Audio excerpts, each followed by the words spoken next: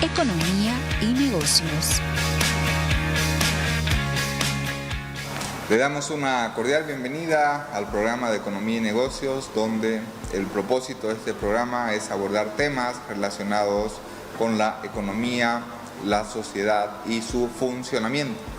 De igual manera, en este programa abordamos temáticas relacionadas con las tendencias en los negocios. Agradecemos al Canal 11, Televisión Universitaria, y a la Facultad de Ciencias Económicas y Empresariales, especialmente, por apoyar y difundir este programa. El día de hoy vamos a estar hablando de una temática muy importante, que es el rol del gobierno en la economía. Y esto básicamente desde una perspectiva amplia y generalizada sobre cuáles son las funciones y roles esenciales del gobierno en una economía, qué debe hacer, qué no debe hacer. De igual manera vamos a estar preguntando cuál es la evidencia empírica internacional, qué ejemplos tenemos en países donde les ha ido muy bien acorde al tamaño del gobierno en la economía y cuáles son las principales directrices que realizan. Y también vamos a poner los ejemplos donde en qué casos de países también no les ha ido muy bien o les ha ido mal en todo caso, ¿no? De igual manera vamos a estar hablando sobre algunos pros y contras en ciertas políticas económicas y vamos a terminar haciendo un pequeño análisis del tamaño del cual tiene y del cual debería tener en relación a la cantidad de ministerios para el contexto de Bolivia. En tal sentido, los invitamos a que nos puedan acompañar en nuestro programa del día de hoy y en tal sentido vamos a nuestra primera pausa.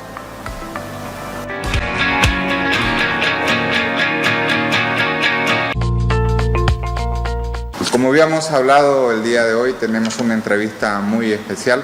Vamos a estar hablando o conversando en todo caso sobre el rol del gobierno en la economía. Para ello tenemos como invitado especial a Antonio Saravia, quien vamos a presentar brevemente su semblanza. Tiene un doctorado en economía por la Universidad de Arizona. De igual manera tiene una maestría en economía tanto por la Universidad de Arizona como por la Universidad de Georgetown. Es economista por la Universidad Católica Boliviana y dentro de sus principales líneas de interés y de investigación se encuentran lo que es la economía institucional, la política económica, el desarrollo económico. Actualmente es profesor investigador en Mercer University. Estimado Antonio, ¿cómo está? Muy buenas noches. Bueno, oye, un placer, Alejandro, estar contigo, con la gente que te sigue. Encantado de conversar sobre el rol del gobierno, sobre lo que a ti se te ocurra. Así que un placer. Muchas gracias, Antonio.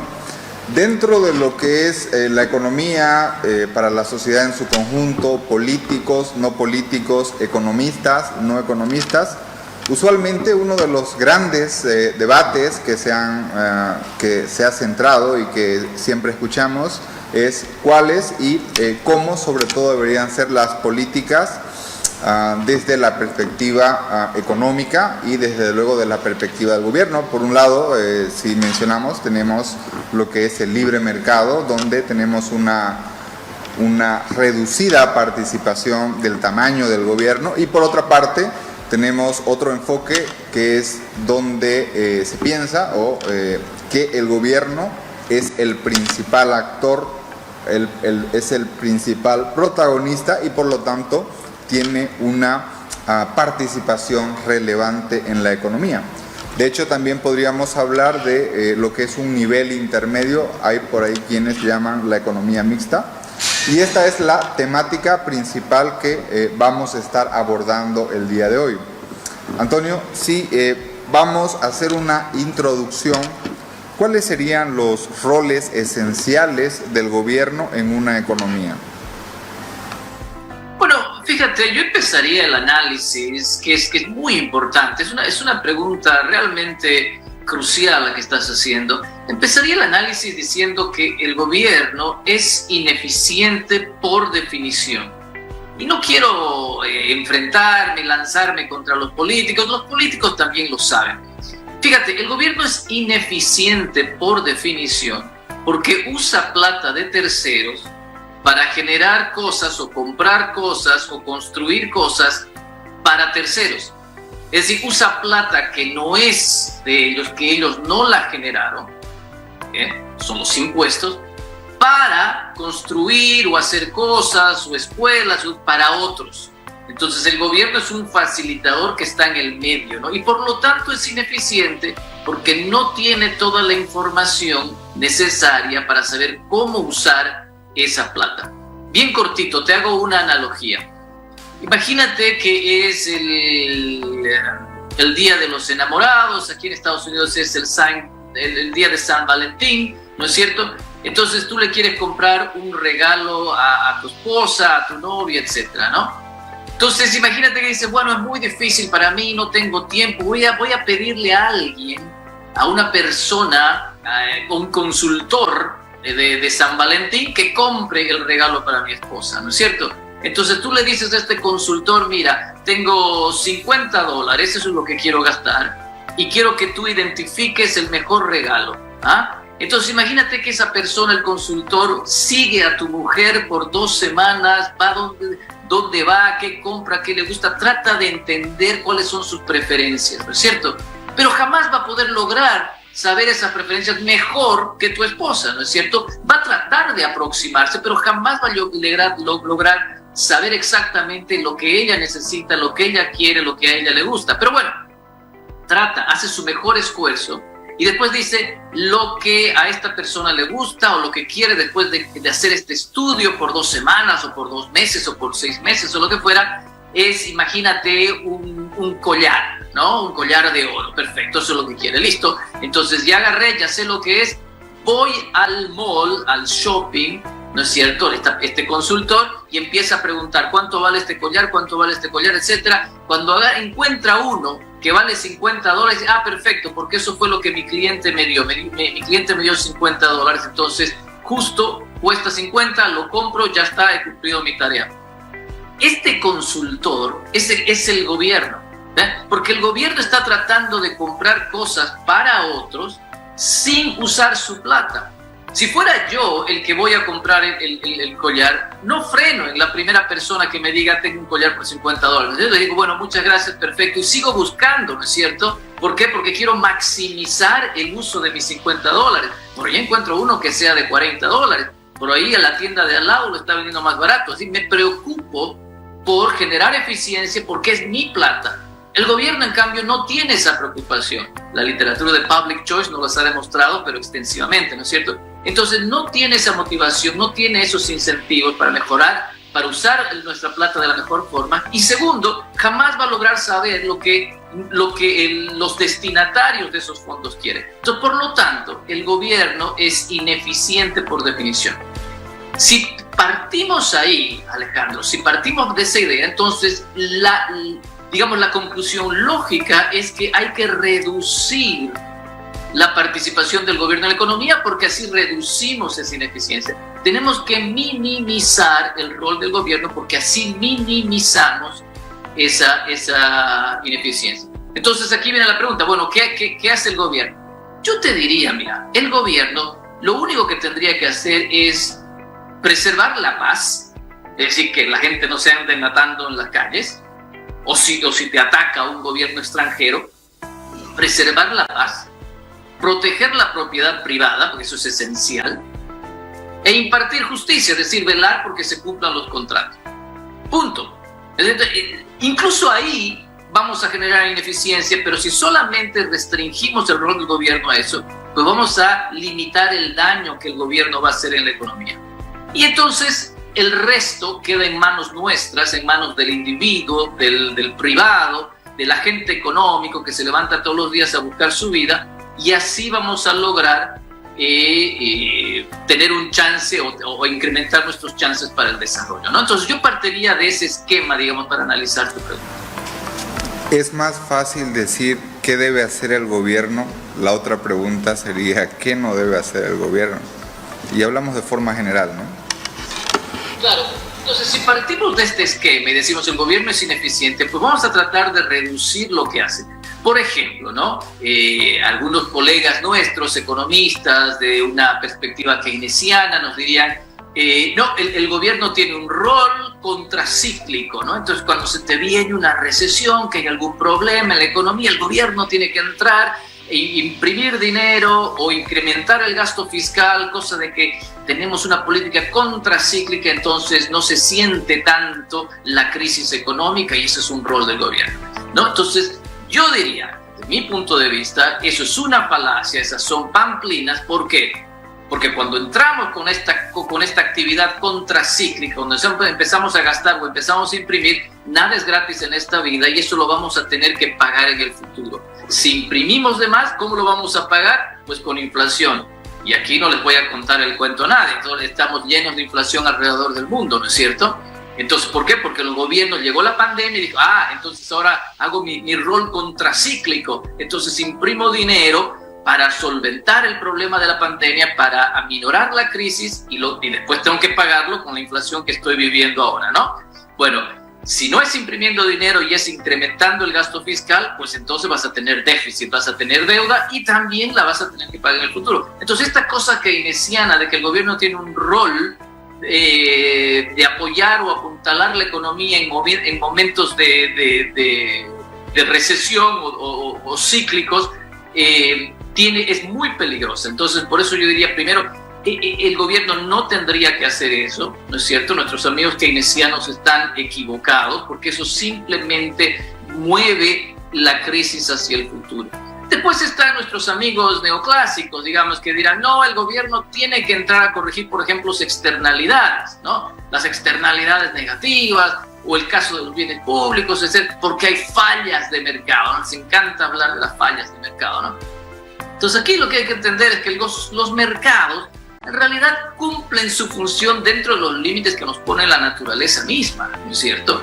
Entonces, si por ejemplo tú te compras una camisa roja y vas por la calle y a la gente no le gusta la camisa roja, entonces has creado una externalidad negativa. Bueno, porque vivimos en sociedad, porque nos juntamos. Si el gobierno tiene que entrar a corregir todas las externalidades negativas, pues vamos a crear otras fallas adicionales y vamos a generar ineficiencias. Entonces, si entendemos que el gobierno es ineficiente, pues entonces hay que minimizar su rol y simplemente volvería otra vez a lo que dije al principio, preservar la paz, proteger la propiedad privada y proveer justicia.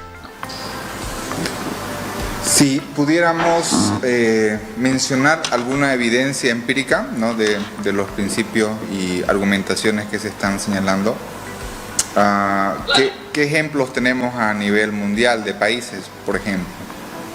Eso es una muy buena pregunta, ¿no? Entonces, fíjate,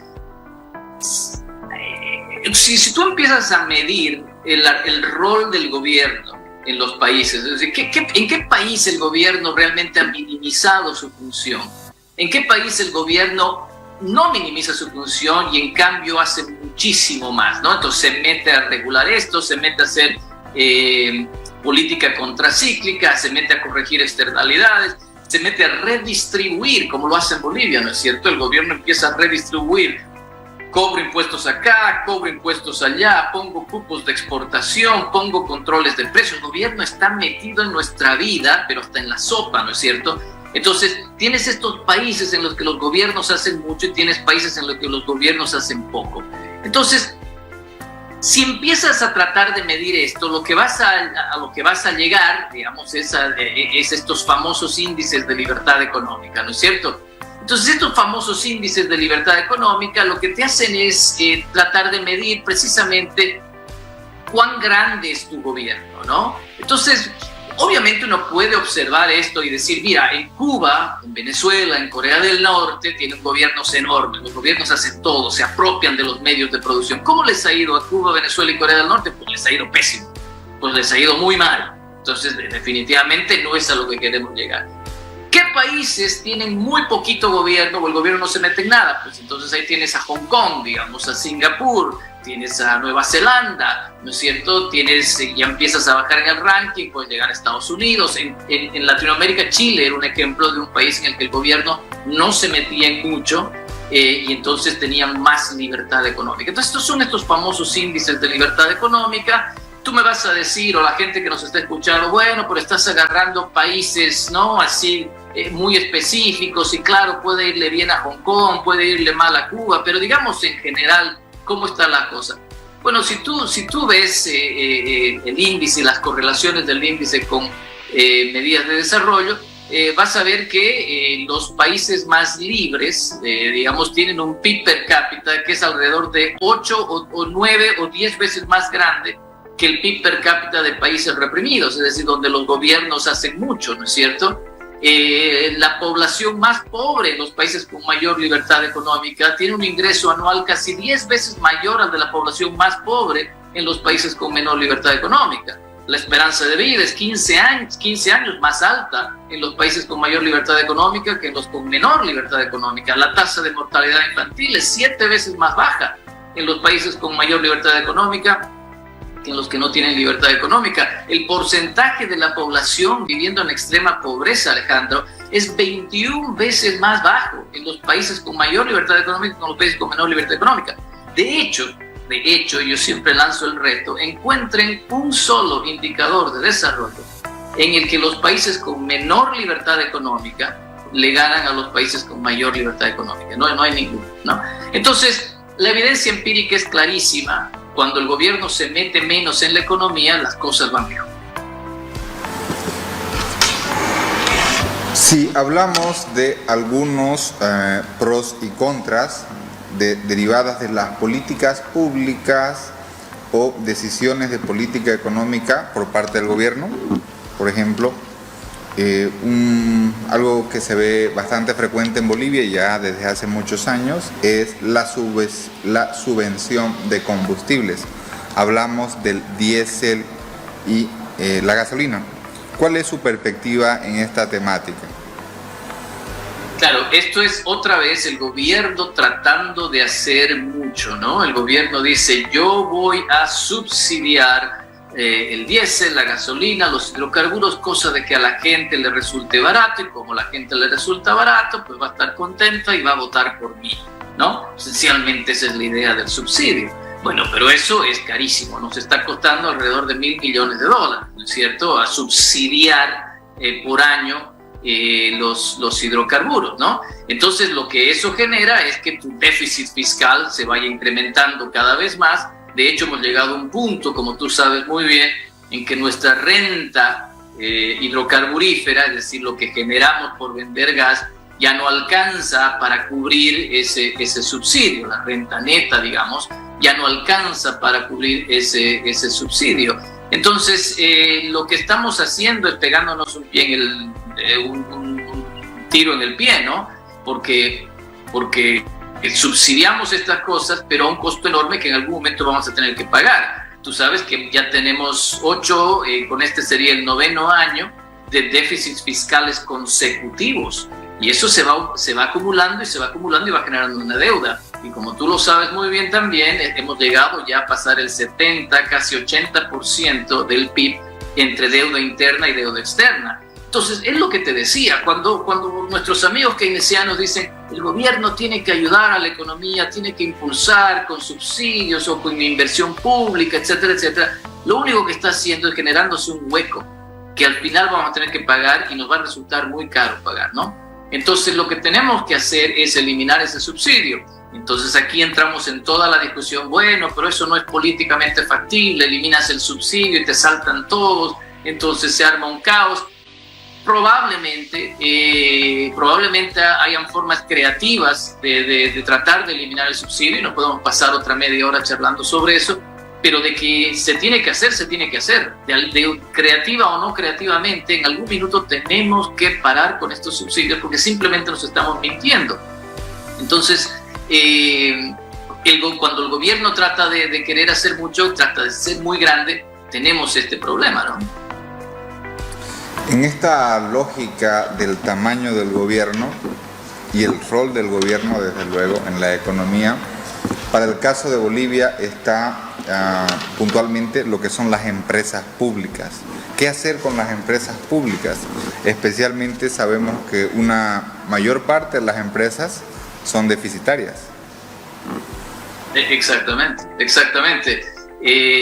Mira, las empresas públicas son una cañería por donde se nos va a raudales un montón de plata, por donde perdemos un montón de plata a chorros y a choros, ¿no? A chorros y a choros que se la llevan y simplemente siguen dañando las cuentas fiscales. Hay un estudio muy serio que se hizo en el 2020 sobre las empresas públicas y se llegó a encontrar que el 85% de las 76 empresas públicas eran deficitarias.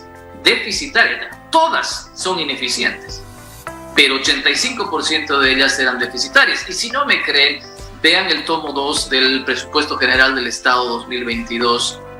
En el tomo 2 van a ver, por ejemplo, que si tomas los resultados globales de las empresas, porque al gobierno siempre le gusta comparar ingresos operativos con costos operativos, ¿no? Con gastos operativos. Se olvidan de los gastos de capital. Bueno, pues si incluyen los gastos de capital como se debe hacer, pues vas a ver que DOA, Mutún, Teleférico, ENFE, Comibol, yacimientos del litio boliviano, el transporte, alimentos derivados, MAPA, son deficitarias, ¿no? Entonces, es una cañería por donde se nos van nuestros recursos y otra vez es el gobierno tratando de producir cosas cuando el sector privado es el que tiene que producir cosas.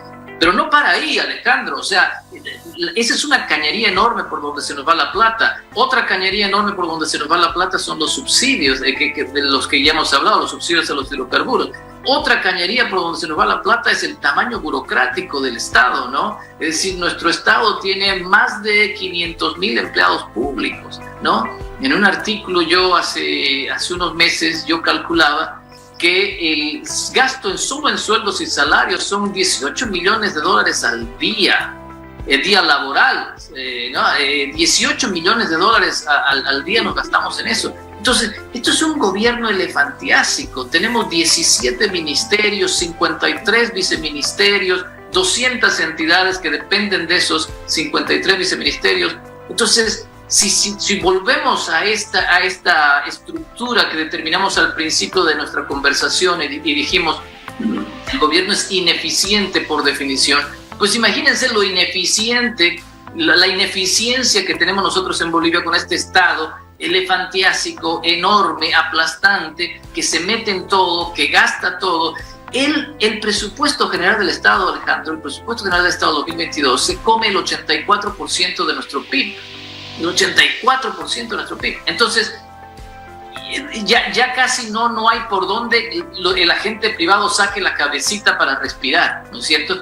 Y ese es el gran problema que tenemos. La gente dice, el gran problema que tenemos es que se nos ha acabado el gas. No, el gas se nos iba a acabar en algún minuto. El gran problema que tenemos es que no tenemos un plan B, porque el gobierno, con este Estado enorme, aplasta la iniciativa privada o la mueve o la empuja al sector informal. Entonces no podemos desarrollar economías de escala, etcétera, y no podemos generar un tramado productivo privado que nos pueda sostener en el futuro. En esta línea de lo que son las empresas públicas o empresas estatales, bueno, ya el 2009, 2010, no lo recuerdo muy bien, se crea lo que es la gestora pública y que de hecho se señala que ya en septiembre de este año va a comenzar a operar con todo. Y bajo esta lógica, ¿cuál sería la perspectiva en Bolivia? Yo sé que es un tema bastante amplio, de la administración privada de las pensiones, como en este caso son las AFPs, versus lo que vendría a ser una gestora pública. Sí, este es otro gran tema. Este es otra vez el Estado tratando de meterse, el gobierno metiéndose otra vez a las cosas que nos atañen a nosotros, a los agentes privados, ¿no? Cuando empezamos con la capitalización individual para las pensiones, que se fue una reforma que se hizo el 97 más o menos, si no estoy mal, y dijimos basta con el antiguo sistema de reparto, movámonos hacia un sistema de capitalización individual, ¿no? Entonces cada uno ahorra su propio ahorro, su propia jubilación, y tenemos unas administradoras de estos ahorros que eran las AFPs, ¿no es cierto? Las administradoras de fondos de pensiones. Y la idea era generar un mercado en el que tengas varias administradoras de fondos de pensiones y ellas compitan entre sí, rebajando el cobro por administrar tu ahorro y proporcionándote cada vez mayor rentabilidad. Esa era la idea, de generar un mercado competitivo para que nuestros ahorros nos dejen la mayor renta posible en nuestra vejez, ¿no es cierto? Bueno, pues teníamos un mercado que no se había desarrollado del todo, teníamos solamente 2 AFPs, etcétera, pero bueno, ya por lo menos nos habíamos salido del sistema de reparto, que era un sistema destinado al fracaso.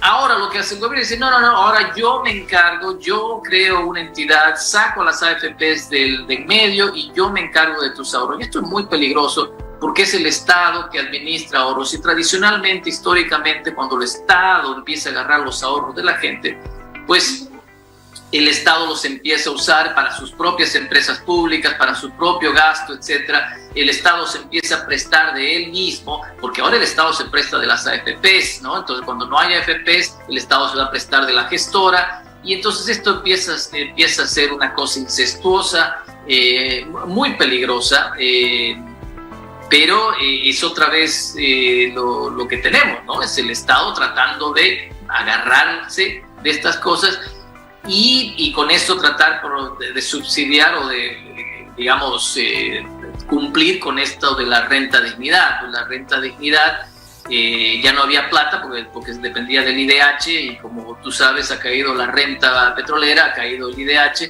y entonces viene la gestora y dice, no, entonces yo voy de los cobros que les hago a la gente por administrar sus ahorros, voy a sacar para la renta dignidad. Entonces estamos en un momento en que el Estado ya se ha metido en todo, y cada vez la situación va a ser cada vez más peligrosa. Continuando con la temática del rol del gobierno en la economía, las decisiones que toma, una pregunta relevante es si el gobierno debe intervenir en el sector externo. Por ejemplo, lo que escuchamos acá, a diversos agricultores, exportadores, incluso también a las empresas azucareras, es el tema de las restricciones en las exportaciones. ¿Es correcto? ¿Debería o no debería tener una competencia en el tema del sector externo? En absoluto, en absoluto. ¿Por qué debería el gobierno decirnos a quién vender y a cuánto vender? Porque no te olvides que el gobierno lo que hace con estos cupos es le dice a los exportadores, un ratito, ustedes primero me satisfacen el mercado interno y venden a un precio que yo considero justo, y lo que les sobre recién ustedes pueden exportar. Es decir, el gobierno se mete a decirnos qué hacer con nuestra propiedad privada. El gobierno se mete a decirnos qué hacer con nuestro esfuerzo. Cuando esos productores se levantan en la mañana y dicen, ¿cómo hago para generar más producción? ¿Cómo hago para que mis plantaciones se protejan de los bichos? ¿Cómo hago para generar mayor productividad? Contrato a gente, insumos. Cuando hago todo este esfuerzo de muchos años, llega el gobierno y me dice, no, ahora yo te voy a decir a quién le puedes vender y a cuánto le puedes vender. Si sobra algo, recién vas a exportar, ¿no es cierto? Es decir, es un ataque directo a los derechos de propiedad terrible. Lo único que hace es espanta a los productores y dice, bueno, ¿para qué yo me meto a hacer esto entonces en Bolivia si me van a decir cómo tengo que destinar el fruto de mi esfuerzo después, ¿no? Entonces es una barbaridad. El lunes hubo un paro en Santa Cruz pidiendo que se haga el censo, etcétera, y yo ponía en un tuit, está bien que pare Santa Cruz, está bien enfrentar al gobierno, pero a mí me hubiera gustado que el paro sea, miren, no me den un peso del censo, si no quieren darme un peso, ¿no es cierto? Yo no estoy acá pidiendo una redistribución, lo que quiero es que me dejen en paz. Yo quiero parar para que no me pongan cupos de exportación, me liberen los controles de precios, me eviten la tramitología, me eviten la burocracia, del desarrollo me encargo yo.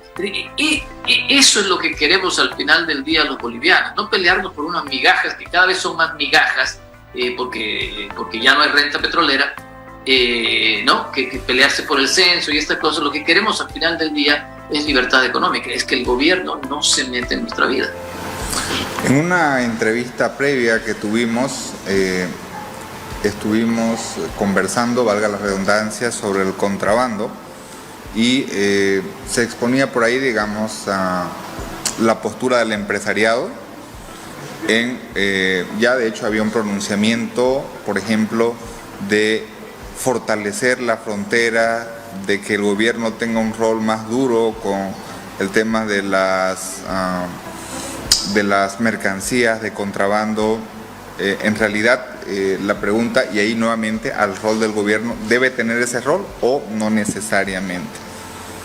Bueno, qué bueno que me haces esa pregunta, Alejandro, porque me da la oportunidad de mostrar que como economista liberal, el liberal clásico, no es que estoy, o los liberales clásicos, no es que estamos a favor del empresariado, ¿no?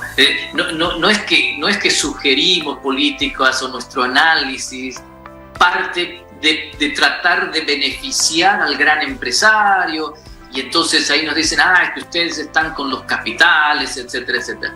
Me da esta pregunta la oportunidad de decir, no, de hecho, lo que los economistas liberales peleamos por, o argumentamos, es por la libertad, es decir, por la competencia, ¿no es cierto? Y en el caso de las importaciones y en el caso del contrabando, yo he venido argumentando ya hace mucho tiempo que tenemos que legalizar el contrabando. Y esto no les gusta a los empresarios, y tengo muchos amigos dentro de los empresarios, no les gusta y se enojan conmigo, pero como economista liberal clásico tengo que ser consistente con la idea, con la estructura mental de cómo uno piensa la economía, ¿no? Si abrimos las fronteras, legalizamos el contrabando, es decir, eliminamos aranceles, no les va a gustar a los empresarios nacionales porque dicen, se nos mete toda esta competencia. Pero sí les va a gustar a las familias más pobres, porque las familias más pobres pueden acceder a estos productos baratos, ¿no es cierto? En vez de tener que pagar un arancel y redirigir su compra a un producto nacional que por ahí no lo quieren o es más caro, pero lo tienen que hacer porque si quieren comprar al extranjero tienen que pagar un arancel. Entonces eso me parece completamente injusto. El gobierno no debería meterse en esto. Fronteras abiertas, el que quiera comprar producto chileno, argentino, etcétera, adelante, compre todo lo que quiera. ¿Qué pasa con los empresarios nacionales? Pues tienen que competir. Si quieren que la gente les compre su producto, pues tienen que competir. Pero aquí es muy importante, Alejandro, para poder competir eficientemente y efectivamente, les tenemos que hacer la vida más fácil a esos empresarios. Entonces, lo que yo siempre digo es, hagámosle la vida más fácil a nuestros empresarios en vez de hacerle la vida más difícil a las familias consumidoras, ¿no? ¿Cómo les hacemos la vida más fácil a nuestros empresarios? Pues les rebajamos los impuestos, les rebajamos las regulaciones laborales, no les ponemos cupos de exportación, no les ponemos controles de precios. Cuando todo eso pase y nuestros empresarios puedan producir tranquilamente, sin tener que pagar todas estas cosas, pues ahí van a estar en mejores condiciones de competir, pero no tenemos que eliminar la competencia, ¿no? Lo que se hace poniendo aranceles. Entonces, la posición clásica liberal, digamos, es fronteras abiertas, legalización del contrabando, menos impuestos, menos regulaciones para nuestros productos. Muy bien, Antonio, entonces ahí tenemos otro rol en el cual no necesariamente el gobierno debe intervenir para luchar contra el contrabando. El tiempo nos ha quedado demasiado corto, Antonio, teníamos muchas preguntas, sin embargo queremos cerrar esta entrevista especial conociendo un poco su perspectiva si usted fuera, por ejemplo, ministro de Economía o si fuera consultor de Economía del gobierno. Le vamos a mencionar los 17 ministerios que hay y usted nos va a mencionar desde su perspectiva solamente una palabra: eliminar, mantener o fusionar. Ministerio de Relaciones Exteriores. Ese lo mantendría, ¿no? El del canciller, nuestra relación exterior con el resto del mundo. Ministerio de Presidencia, Ministerio de Gobierno. Mantendría el de gobierno, que vela la seguridad interna, etcétera. Nunca supe cuál es el rol del Ministerio de la Presidencia, así que eso lo eliminé. El Ministerio de Defensa. Digamos que sí, que lo mantengo. Tenemos el quinto ministerio, Ministerio de Planificación del Desarrollo. Bueno, ese sería el primero en eliminar, porque es un oxímoron, porque el desarrollo no se puede planificar. El desarrollo depende del individuo, no del gobierno. Entonces, este es el primero que tiene que irse, ¿no? Ministerio de Economía y Finanzas Públicas. Bueno, lo mantendría para las arcas del tesoro, etcétera. El Ministerio de Hidrocarburos. Normalmente no tendría que haber un ministerio de sectores, pero en el caso nuestro, en el que los hidrocarburos han sido y probablemente sigan siendo muy importantes, lo mantendría, sí. Lo mantendría. Ministerio del Desarrollo Productivo y Economía Plural. Afuera, otra vez, no se puede planificar el desarrollo. Tenemos también el Ministerio de Obras Públicas y Vivienda. También afuera, preferiría que las obras las haga más el sector privado que el sector público. Tenemos el Ministerio de Minería y Metalurgia. Sí, también eliminaría esto. Esto tradicionalmente ha sido un nicho de corrupción terrible. Reglas claras, protección a la propiedad privada, y después la gente hará minería, hará carpintería, hará lo que necesite hacer. Entonces, afuera. Ministerio de Justicia y Transparencia Institucional. Mira, esto es un misterio para mí. Pues nosotros tenemos la separación técnicamente, la separación de poderes, y tenemos el poder judicial que tendría que encargarse de la justicia. No entiendo el rol del Ministerio de Justicia y Transparencia, a menos que busquen hacer reformas, etcétera, etcétera. Pero un ministerio permanente de justicia no me parece razonable, así que también lo eliminaría. Lo eliminaríamos, perfecto. Ministerio del Trabajo, Empleo y Previsión Social. Sí, este va afuera también. Esto no tiene ningún sentido. ¿Cómo hacer un Ministerio del Trabajo? Es decir, los trabajos se generan por la actividad privada, ¿no es cierto? Lo que tienes que hacer es reducir todas estas regulaciones en el mercado laboral. Elimina el salario mínimo, elimina el doble aguinaldo, elimina la justificación de despido, todas esas cosas, y vas a tener empleo. Entonces, no tiene sentido un Ministerio de Trabajo. Tenemos también el Ministerio de Salud y Deportes. Ok, aquí, digamos, vamos a hacer un par de concesiones. Histórica y tradicionalmente la salud y la educación han sido cuestiones importantes que le preocupan a la población.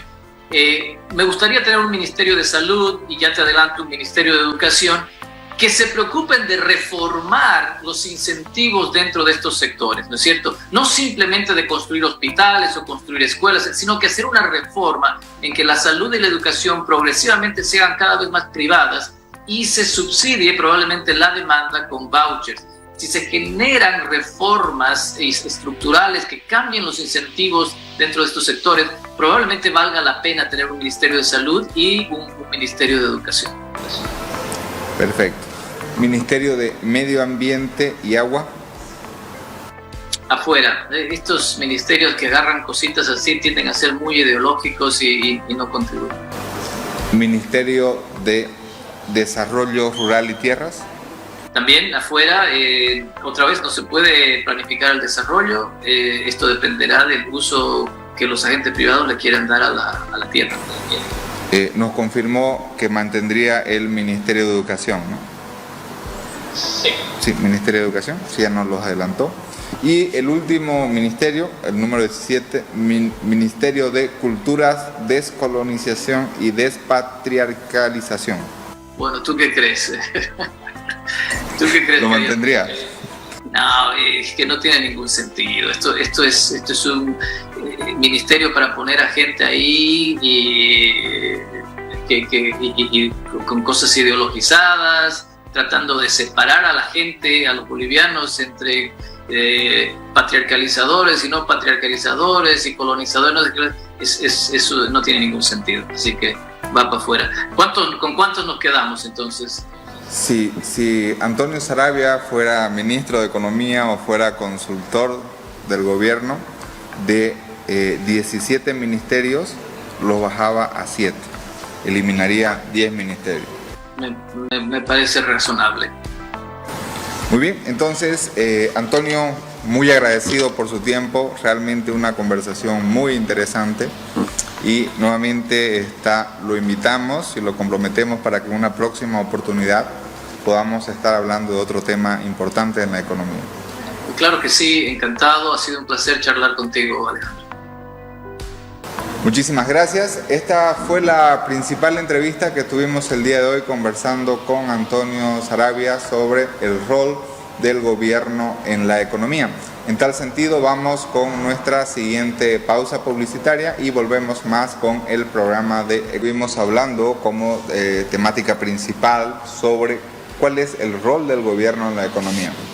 Básicamente, las principales conclusiones a las cuales se llegó es que el gobierno tiene competencias que están direccionadas principalmente, en primer lugar, con lo que es presentar la paz y que desde luego la sociedad viva en armonía, un primer elemento central.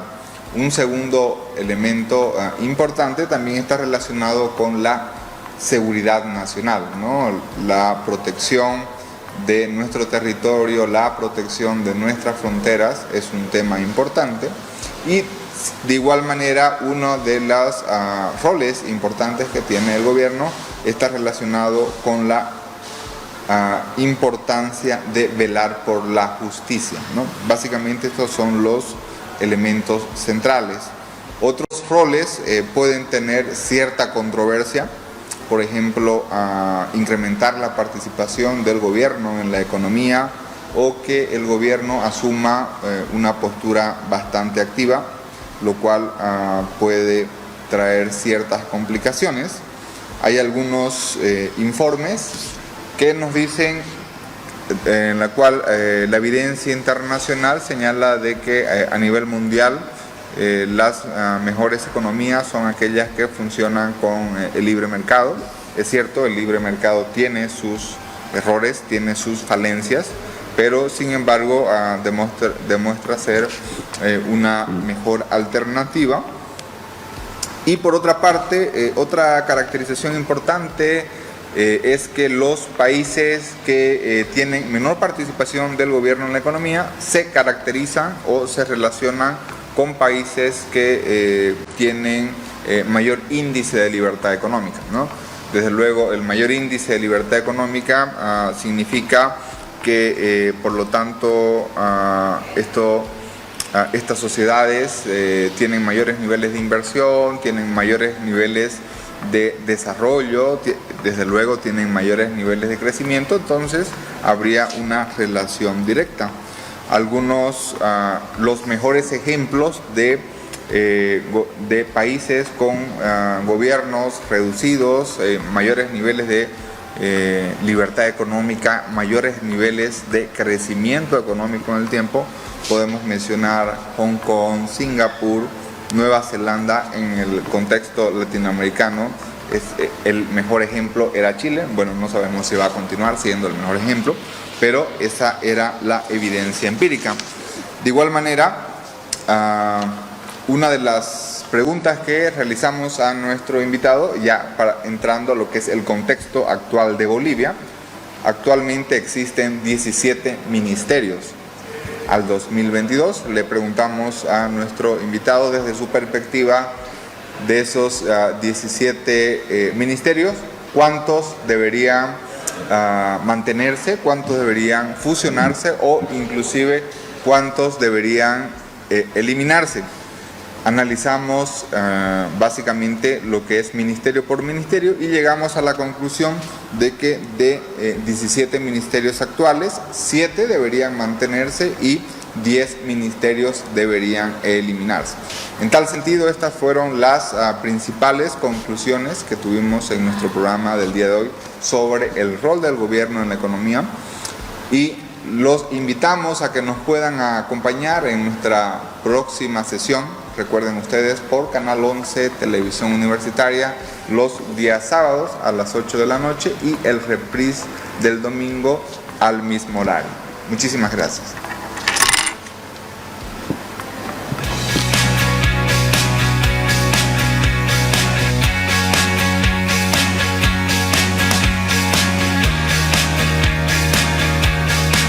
Economía y negocios llegó gracias a la Facultad de Ciencias